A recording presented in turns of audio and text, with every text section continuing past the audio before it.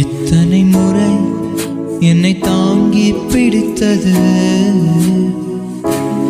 எத்தனை முறையோ இதை வார்த்தையால் பிறரிடம் வர்ணிக்க நினைத்தேன்.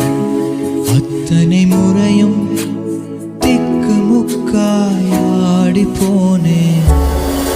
தோல்வி என் கடையாந்திரம் பார்த்தவன்,